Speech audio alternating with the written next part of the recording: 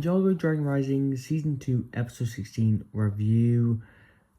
Honestly, there was a lot more stuff going on in this episode compared to the other episodes. This episode's personally more about the tournament. There's a lot more in the tournament than stuff going outside of the games. Starting this episode off, of course, they're still doing the whole race thing, and surprise, they don't get expelled or kicked out of the tournament.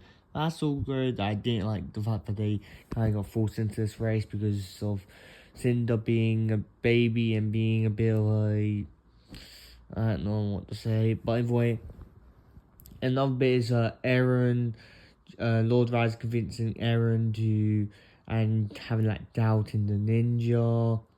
Aaron like gets slowly down Ninja, and also he does find out that Sora did do the thing, like help him or whatever.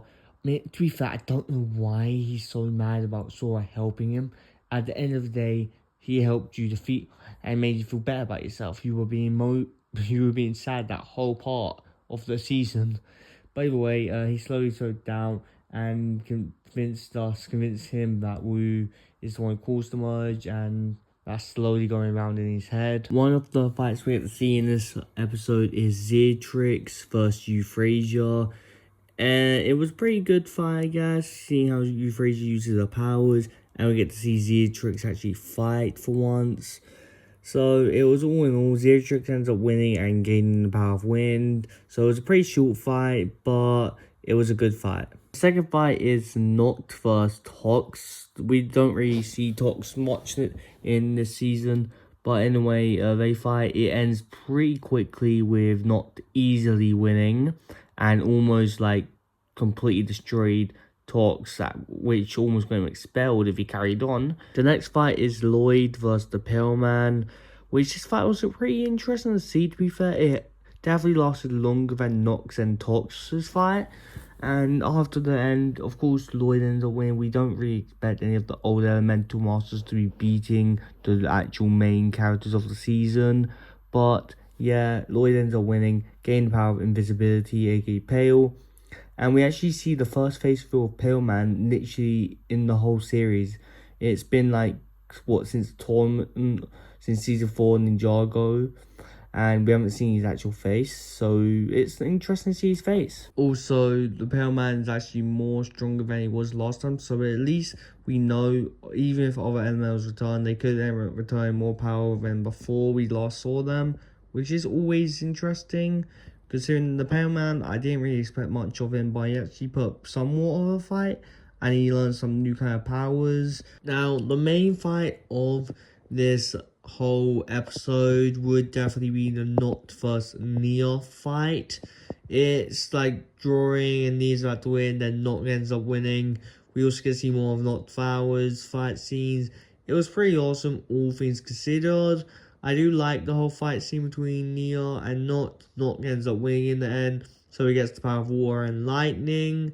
So now Noct has, I think, four elemental powers, I think. In this episode, also, Sora ends up overhearing Noct call Jordana sister, implying that Jordana isn't Jordana, and Jordana is possessed by one of the 5, so she's already getting suspicious and all that about it.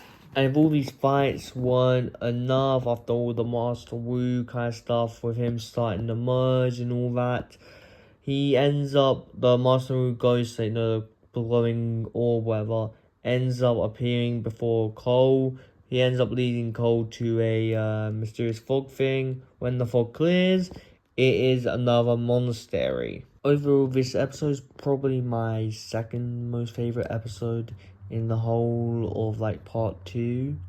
So it is a really good episode in general, because all the fight scene make it definitely go away above, because there's a lot more fighting in here than there has been the rest of this part 2 of season 2 yet. So it does go up. I think it's a 10 out of 10 for how Dragon Rising is, in my opinion. The only thing I don't like is the Lord Rise and Master Wu stuff. Aaron's easily getting manipulated, but then it makes sense. He may have grown up a bit more, but he's still got the mind of a kid. So I guess it's easier to manipulate him in some way. But I just hope it doesn't go on for too long, because I hate when shows end up using someone, and then for like 5 seasons they end up just hating like the main characters. It annoys me. By the way, this episode was good. 10 out of 10.